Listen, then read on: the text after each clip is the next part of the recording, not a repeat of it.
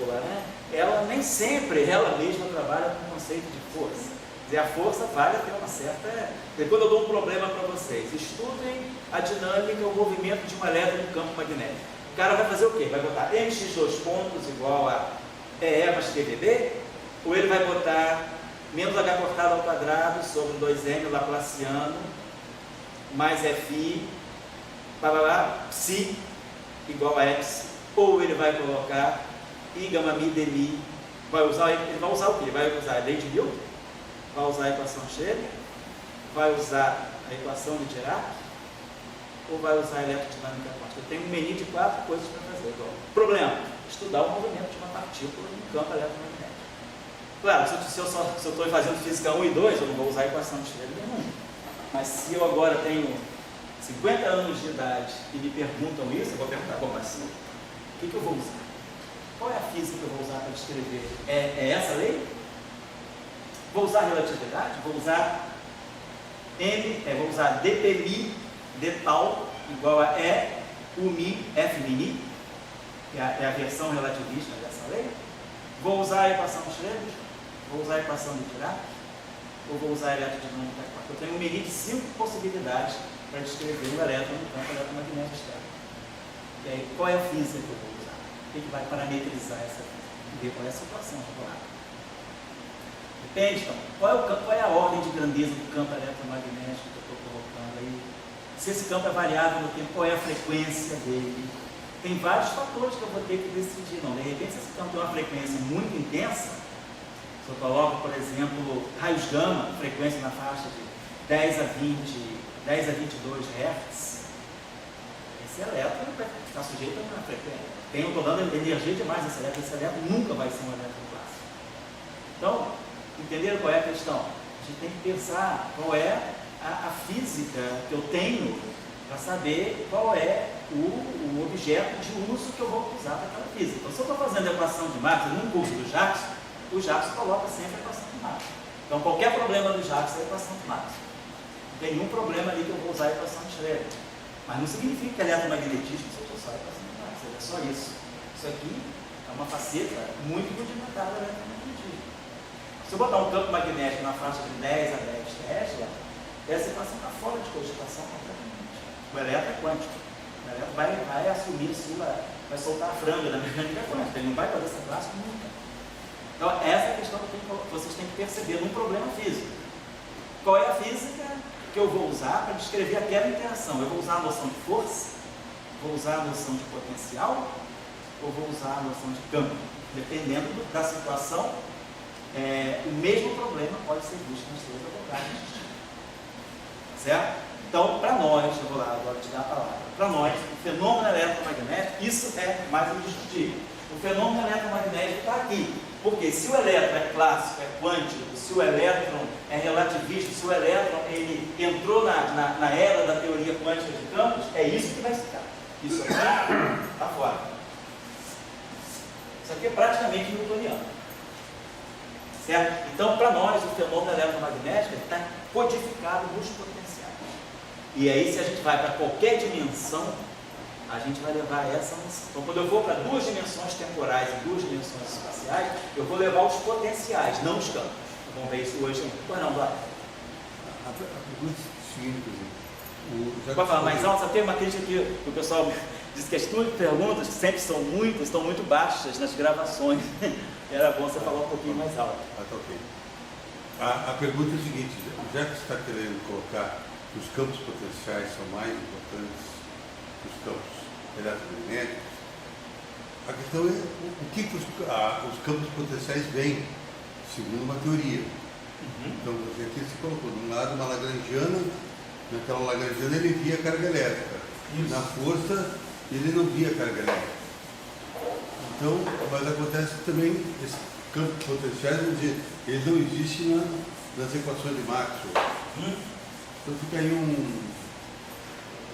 dois territórios, assim, e a questão justamente você pergunta que você pode ter uma teoria que os campos potenciais participem da força. Mas quer dizer, o princípio teu que ele está perguntando, do eletromagnetismo, é o que os campos potenciais têm o que vem gerado pela carga elétrica. Então, nós vamos dizer assim, o que é o eletromagnetismo na verdade? O eletromagnetismo que a gente aprende assim, vamos dizer assim, meio lapidalmente, né? Lapidariamente, é carga, né? Mas claro que não, carga é só uma faceta. A gente sabe que o eletromagnetismo tem uma fonte muito importante que as partículas têm. O elétron não tem só carga. O elétron tem o seu magnetismo pessoal, o seu charme também, né? Ele tem um momento magnético. O magnetron de Bohr mede isso.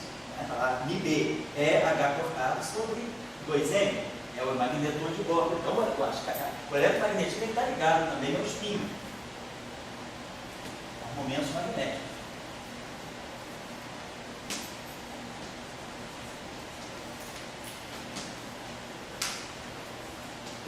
Está lembrada da mecânica quântica, se uma partícula quântica tem spin S, né? O momento magnético dessa partícula é a razão giromagnética vezes o magnetron de Bohr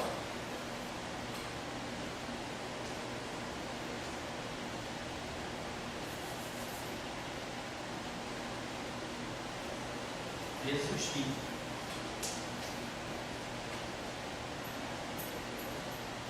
Então, o H cortado eu já tirei aqui do spin, né? Então, já estou colocando o spin que vai ser unidade semi-inteira ou inteira de H cortado, né? E aqui a gente tem dois. Então, a gente tem o magnetron de Bohr aqui. Então, isso aqui, qualquer partícula com spin e com carga, ela tem momento magnético. Então, ela gera. Então, ela tem. Isso é importante para a geração de campo magnético. Então, o magnético não é só a carga que gera. O spin também gera. O spin, uma partícula carregada, ele tem magnetismo. Então, o elétron, claro que a parte mais forte do campo que ele gera é o campo da carga, né? A força colombiana, a parte colombiana, domina um elétron estático, mas eu também tenho o campo magnético do elétron, porque o elétron é um dipolo, ele é um momento, ele tem um momento de dipolo magnético, ele gera um D também, ele não gera som, né? Uma carga, né? Uma carga na origem, ela gera o famoso campo E sobre 4 pi epsilon 0 R2 R chapéu. Mas isso é só uma parte. Ela tem carga. E se ela tem spin, ela tem momento magnético. Ela vai gerar campo magnético. Então a gente tem o eletromagnetismo é carga, é spin, do ponto de vista da matéria. Então a matéria, ela traz essa contribuição para o eletromagnetismo. Uma parte para o neutrino. O neutrino não tem carga elétrica. O neutrino é neutro. Ele tem spin. E o neutrino não é sozinho no universo. Ele interage pelo modelo padrão. O neutrino, ele troca informação com o elétron pelas interações práticas. Né? Quando o nêutron decai num próton, num elétron, e um antineutrino no elétron, esse elétron que está aqui, esse elétron, esse neutrino, são o setor de leptons do decaimento fraco. Então o elétron e o neutrino, eles têm uma interrelação. Então o neutrino, ele pega um certo resíduo do magnetismo do elétron. Apesar do neutrino ser neutro, o modelo padrão mostra que ele adquire por efeitos quânticos, aí é um efeito puramente quântico, ele adquire um momento magnético que é cerca de 10 a menos 10 vezes o momento magnético do elétron, que é o magnetron de Bohr. Então, o magnetismo do neutrino é cerca de 1/10 de bilionésimo do magnetismo do elétron. Mas ele está lá, e nós temos precisão para isso. Nós sabemos hoje que o fenômeno eletromagnético ele é altamente preciso. A precisão do fenômeno eletromagnético está nesse resultado aqui, que é o chamado razão giromagnética do elétron. Né? Nós todos sabemos que a razão giromagnética do elétron é 2, não é 1. Né? Então, a equação de Dirac mostra isso. Basicamente, a gente não consegue ver só quanticamente. Então, a razão giromagnética do elétron, esse valor aqui que é calculado pela mecânica quântica relativística, esse valor aqui é zero. Então, a equação de Dirac, ela prevê G igual a 2, já é uma grande aproximação.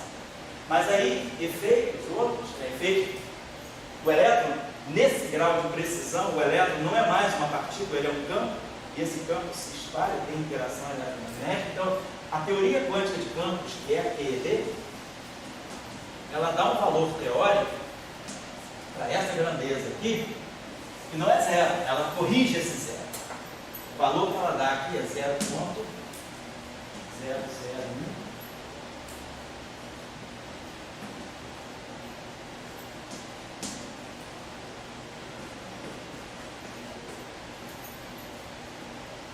Até aqui nós temos certeza. O resultado experimental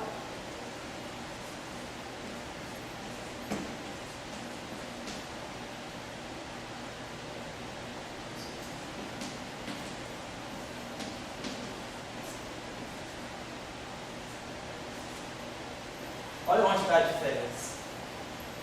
1, 2, 3, 4, 5, 6, 7, 8 pontos. A diferença começa na 10ª casa decimal. São duas partes, é praticamente 200, praticamente 200 em 10 bilhões. Então, é uma parte muito boa, quer dizer, 2, né? Praticamente 2 em 10 bilhões, a precisão dessa medida. Então, na eletrodinâmica, no fenômenos eletromagnéticos, nós temos medidas de alta precisão. A teoria e o experimento batem até a 9ª casa decimal. A diferença começa só na 10ª casa decimal. Então, o magnetismo do neutrino não é tão um zero à esquerda assim. É 10 a menos 10 magnetons de cobre. Então, o neutrino é 10 a menos 10 vezes menos magnético que o elétron. Mas ele tem magnetismo. Então, ele também é fonte do campo magnético muito tempo. Ele se acopla com o campo magnético. Se ele tem momentos de polo magnético, ele percebe essa interação. Né? Então, temos que pensar que o eletromagnetismo não é só carga ter carga. Tem carga e tem eletromagnetismo. Não. Se tem spin, e vai depender do tipo de interação. Tem objetos que têm spin, mas não vão ter magnetismo de jeito nenhum. O próprio fóton tem magnetismo. Hoje a gente sabe estudar as propriedades paramagnéticas. O fóton não é um objeto destituído. Ele não tem zero propriedade magnética. Ele tem carga nula. Ele é neutro. Então, ele não gera campo pela sua carga. Mas o fóton, ele tem mínimas propriedades magnéticas. Ele tem um magnetismo próprio. Então, o magnetismo, então a interação eletromagnética, quer dizer, a interação do campo magnético com a matéria, ela começa a ter também origem aqui no spin, obviamente.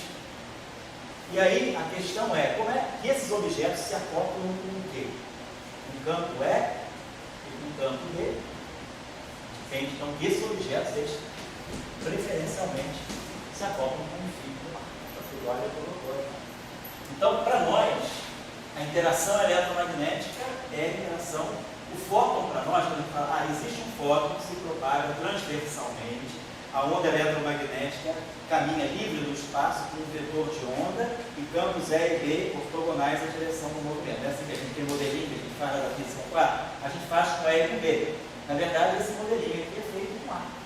Na verdade, o fenômeno eletromagnético não tem potencial, a radiação eletromagnética ela se propaga com φ igual a zero, e ela se propaga como um vetor A, que é ortogonal à direção de propagação. Então, no plano onde eu tenho E e B, na verdade eu tenho potencial vetor. O potencial vetor, ele vai estar aqui nesse plano e ele se propaga ortogonalmente. Então, isso nós vamos falar ainda hoje. Tá? Então, para nós, essa discussão toda antes do intervalo aí, é que para nós vamos assinalar o fenômeno eletromagnético nos potenciais. Nós vamos ver que, inclusive, algumas equações do eletromagnetismo, elas não se escrevem só com os campos, elas se escrevem também com os potenciais. Eu vou colocar aqui a primeira equação que a gente vai começar estudando, que já é o primeiro passo além de Maxwell, que é a chamada eletrodinâmica de Maxwell próprio.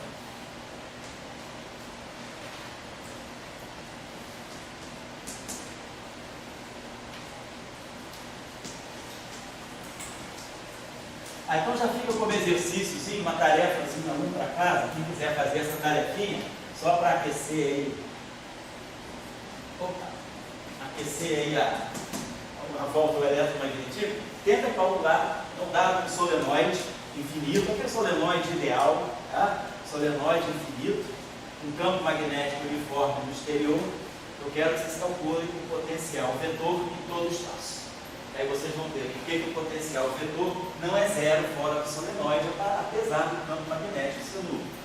Então aqui eu tenho B igual a zero, A diferente de zero.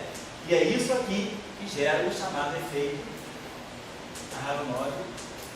Bom, vamos já falar. Quem quiser dar uma lida também, dá uma lida. O que é o efeito Aharonov? Bom, como é que ele aparece na experiência de difração de elétrons no sistema dúplo. É um experimento quântico, tá? Mas que revela um aspecto físico do potencial vetor. Tá? Campo magnético não significa nada no efeito Aharonov. Então, as equações vão acabar aqui, vou descrever essas equações e vou dar um intervalo. E aí a gente calibre tudo para 15 minutos depois. Eletrodinâmica de Maxwell. Então vamos lá, nós sabemos que a eletrodinâmica visual é divergência de E. Aí aqui vai aparecer um fator novidade, vai aparecer um objeto aqui, psi.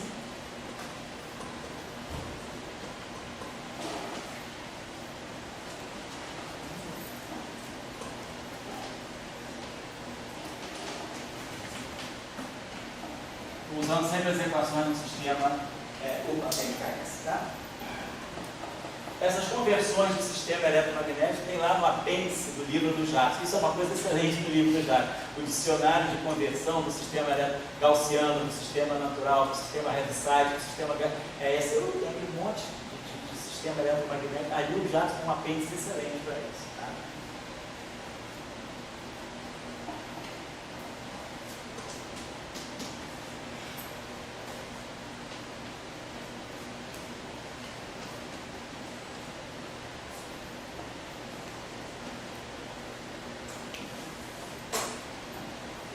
Opa, perdão. Corrijam aqui, que é o potencial.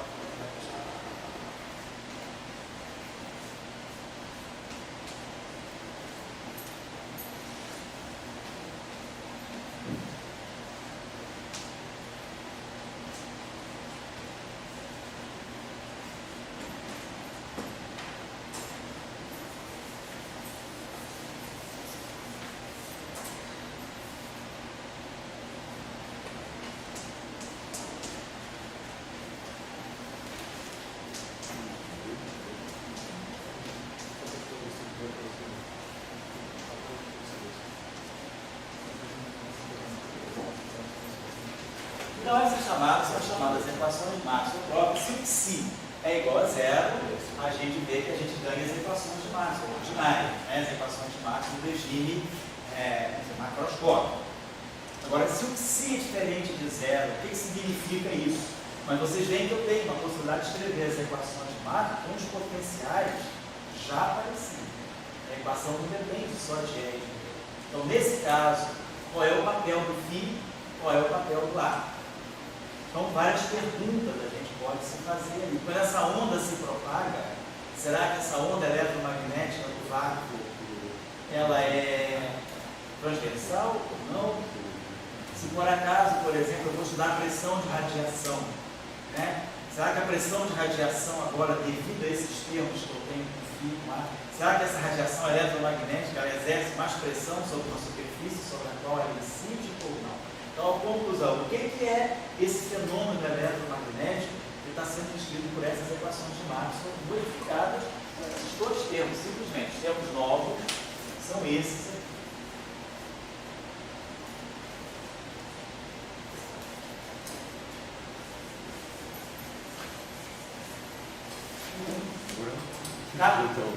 Vou dar o intervalo agora, são 10 para 6, vou dar o intervalo até 6 e 5. Tá legal? Vocês deram uma descansadinha. Pois não. Você está fazendo uma pergunta? Fala aí. Isso é uma questão, a gente pode fazer muitas definições, mas isso é uma questão clássica, digamos que você só gera radiação eletromagnética se você tiver carga elétrica oscilando.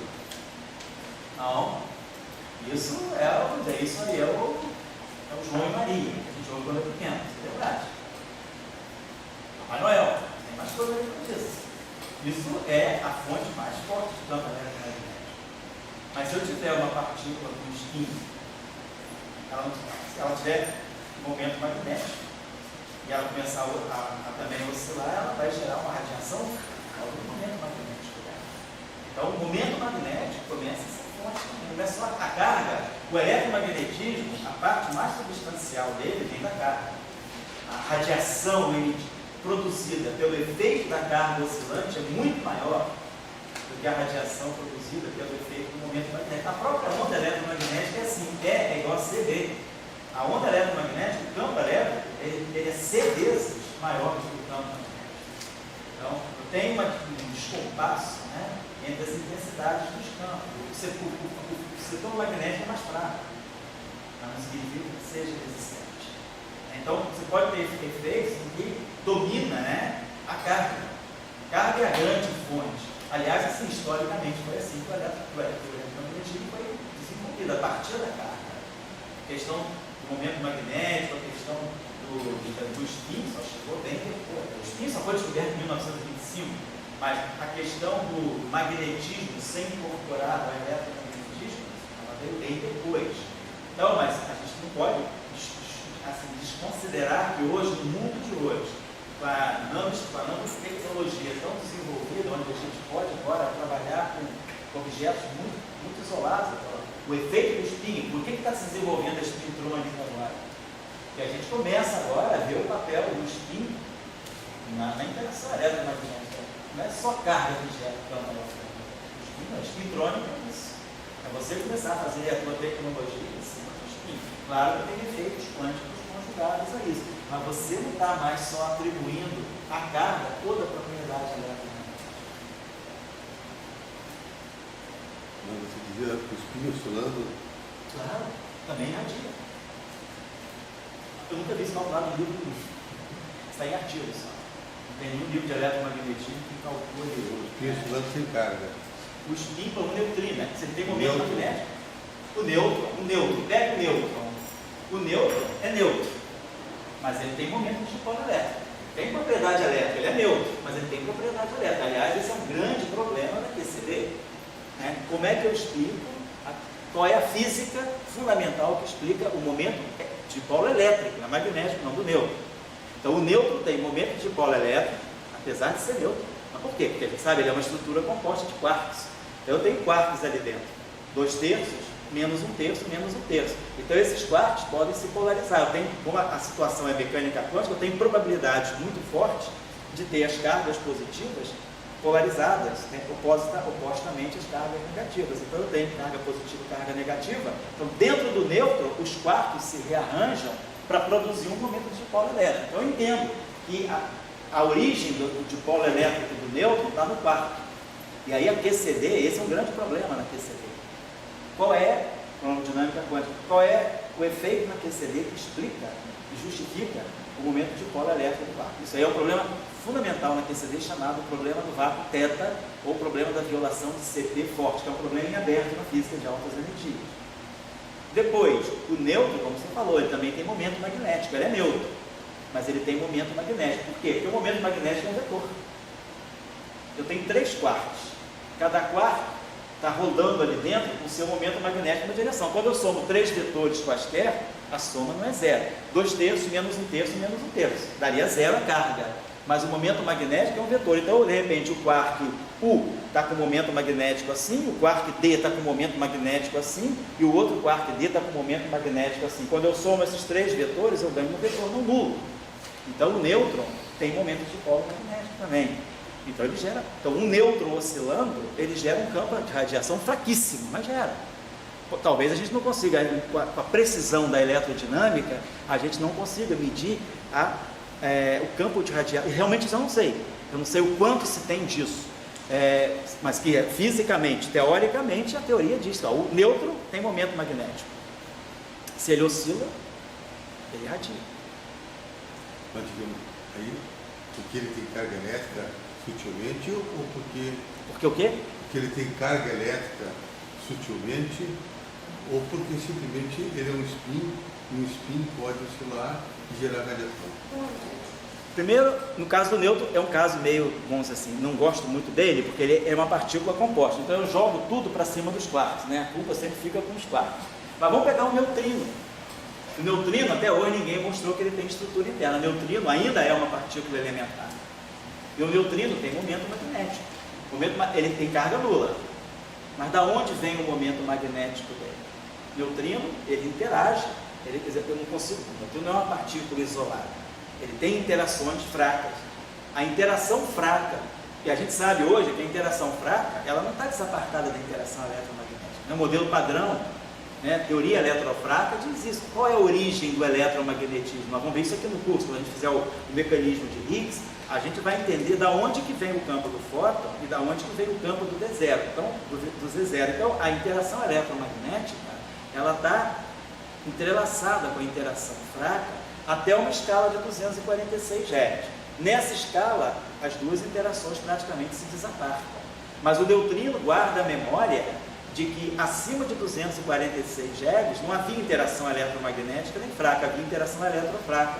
E ele traz esse efeito para o mundo de baixas energias. Então o neutrino tem momento magnético, que remonta às origens dele, antes da transição de fase que gerou as interações eletromagnéticas separadas das fracas. Hoje a gente entende que eu não gosto inclusive de ensinar eletromagnetismo só recortado. Recorto o eletromagnetismo e coloco ele aqui. Não, o eletromagnetismo não consigo recortar ele, desacoplar ele do efeito eletrofraco. Tem uma interação fraca junto com ele. O efeito é pequeno.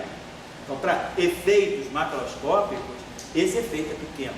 Mas quando você está no LHC ou quando você está num acelerador é mais, é menos, o eletromagnetismo começa a se misturar com a interação fraca. Então, o neutrino, ele traz essa memória de que efeito e interação fraca estavam unificadas. E ele carrega esse momento magnético de 10 a menos 10 magnetões de Bohr por causa desse efeito quântico.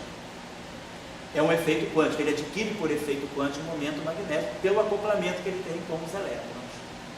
Daí, se ele tem magnetismo, ele vai gerar radiação. Claro que o eletromagnetismo clássico, você abre o Jackson, ele só pensa em cargas oscilantes. Por quê? Porque você está numa região macroscópica.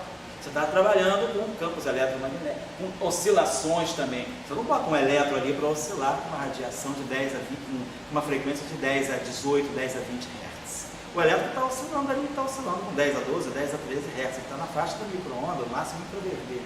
Então, basicamente, ele gera uma radiação por causa da carga. Mas se você colocar esse elétron numa faixa de radiação, conseguir botar um elétron para oscilar na onda de uma radiação gama, a radiação emitida devido ao spin dele, ao momento magnético dele, vai começar a ser fortalecida também. Você diria que o fóton também? Claro. O fóton também tem magnetismo. Se quiser, as duas referências para vocês estudarem. Quais são as propriedades magnéticas? Claro, o fóton, aí a dissipação é um pouquinho diferente, né? Até que ponto que tem bem. Agora, o que significa fazer oscilar um fóton? Não, isso é uma coisa, não sei nem tecnologia para isso. Mas, vou dizer, o fóton, ele tem propriedade magnética. A radiação eletromagnética do fóton não é só a parte, não é neutra, no sentido de que ele não tem carga, ele só carrega. Ele também gera um magnetismo. Ele não gera carga, mas ele gera magnetismo. Ele tem momento de, ele tem spin, 1. O spin do fóton é 1. Mas ele não tem carga. Então vocês podem pensar, bom, se não tem carga, não tem momento magnético. Afinal de contas, o que a gente aprende na mecânica quântica é que o momento de polo magnético, ele é a razão de giro magnético, chamado fator de Landé, a carga, o H cortado, a massa. Aliás, aqui tem um fator 2N, eu não tinha colocado esse 2, tem 2 aqui. A massa, quanto maior, mais passiva a partícula, menor o magnetismo dela. Então, por exemplo, o momento de polo, o momento magnético, né, do próton é bem menor, é cerca de 10 a 3 vezes menor, porque a massa do próton é 10 a 3 vezes maior do que a massa do elétron, praticamente. É um GeV contra 0,5 metros, 3 ordens de grandeza praticamente. Então, o momento magnético do elétron do próton seria 10 a menos 3 magnetões de Bohr por causa disso aqui. E aqui o spin. Isso aqui é um número inteiro. Isso aqui é um inteiro ou semi-inteiro. É 1 no caso do fóton e é meio no caso do elétron. É um meio de H cortado. É o H cortado catalisado. Isso aqui é um magnetão de Bohr. Então a gente sempre pensa, bom, para ter um momento magnético é preciso ter carga e massa. Então o elétron tem carga, o elétron tem massa. O próton tem carga, o próton tem massa. O neutrino não tem carga. a massa do neutrino é aproximadamente zero. Massa do neutrino, no modelo padrão, o neutrino tem massa nula. Mas numa física, além do modelo padrão, a gente hoje sabe que o neutrino tem massa. Ninguém nega a massa do neutrino, mas o modelo padrão não trabalha com neutrino massivo. O neutrino massivo é um fenômeno de correção, a massa do neutrino é uma correção além do modelo padrão. A gente sabe que o neutrino tem uma pequena massa. Agora ele não tem carga. Se a carga é zero, aplicação de fórmula, é prova de vestibular. É igual a zero, B igual a zero. Aí o cara se dá mal. É igual a zero, mas B não é igual a zero, porque isso aí não é verdade. Isso aí é só o efeito, a primeira aproximação.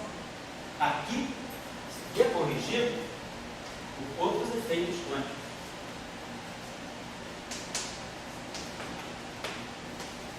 No caso do neutrino, que efeitos quânticos são esses? É a interação do neutrino com o bóson W- que faz a intermediação da interação fraca, os bósons nucleares carregados. Essa interação é muito pequena, porque os bósons são muito massivos. Então, para você produzir um bóson nessa característica de massa, é um efeito com baixa probabilidade. Você vai produzir um objeto muito massivo, cada vez que quanto mais massivo for o objeto, maior é a probabilidade de você produzir com um acelerador, pelo gasto de energia é muito maior. Então, são efeitos que são amortecidos pela massa, o bóson intermediário, mas o neutrino tem magnetismo. Então, você pode buscar. A questão é, faz sentido? Alguém vai conseguir calcular e alguém vai conseguir medir qual é o efeito na radiação de um momento de um neutrino que está oscilando para emitir uma antena de neutrino. Agora está se fazendo, vocês já sabem, né? Está se fazendo telecomunicação com neutrino. Foi uma grande também. Menos de um ano atrás, construíram o primeiro telefone à base do neutrino. Na sala do tamanho, a caixa do telefone é do tamanho dessa sala, praticamente. Já se faz uma tecnologia de neutrino, telecomunicação com neutrino, medicina com neutrino, prospecção de petróleo com neutrino. Então já está se trabalhando uma tecnologia de neutrino. Agora a pergunta é, e como é que eu vou fazer uma antena de neutrino? Né? Se o neutrino começar a oscilar, como é que vai ser o campo de radiação? Né? Como é que vai ser o vetor de point dessa radiação? Mas faz sentido. Teoricamente, eles não. Você diz que sempre que tiver um lado direito, equação do agente de é igual a 30 linhas. Sempre que você tiver um rho, seja carga elétrica ou outro, dependendo do próprio campo, você diria que esse rho, dependendo do próprio campo, vai gerar radiação. Está aqui, ó. Vocês imaginem, aqui não é o caso, né? Vou dar um outro exemplo depois, de uma eletrodinâmica onde fica bem claro que a propriedade magnética automaticamente. Então, você imaginar uma carga eletrostática que gera campo magnético também. Então, eu tenho um campo magnetostático gerado por uma carga estática. Você viola aquilo aí, né? Vai ver como é que isso pode acontecer. Não viola, é efeito de não linearidade, por exemplo. Então, tem muitos efeitos eletromagnéticos interessantes. Eu acho que para a gente entender tudo isso, a melhor coisa é focar nos potenciais. Fiar, eles são os agentes que transmitem a interação eletromagnética. Toda a informação eletromagnética está decodificada dentro do fio do átomo. Inclusive, eles trazem a memória de tempos remotos, quando não havia interação eletromagnética. A interação eletromagnética era uma só, junto com a interação fraca. O que havia era uma interação eletrofraca. Houve uma transição de fase no universo, mas vamos estudar aqui pelo mecanismo de Higgs, e aí, numa certa hora, numa escala de energia de cerca de 246 GeV, que já é uma escala de energia plenamente acessível pelo LHC, o eletromagnetismo e a interação fraca se desacoplam, e aí a gente sabe exatamente para onde vai o fóton, para onde vai o Z0, para onde vão as correntes carregadas, para onde vão as correntes neutras. As correntes neutras foram descobertas em 73, também no laboratório do CERN, uma experiência chamada Gargamel. Então a gente começa a ver que a interação eletromagnética, ela não é essa rainha toda, o eletromagnetismo é tudo, né? O eletromagnetismo, ele é parte da interação eletrofráca. Claro que nesse curso aqui, a gente está interessado em reportar o eletromagnetismo. Quer dizer, o Jackson faz sentido? Faz. Né? Mas o Jackson é só uma parte da história. Se eu quiser entender a fundo o eletromagnetismo, eu tenho que entender aonde ele se liga com as interações fracas. eu tenho que colocar o eletromagnetismo dentro de um cenário mais amplo que é o cenário eletrofrágil.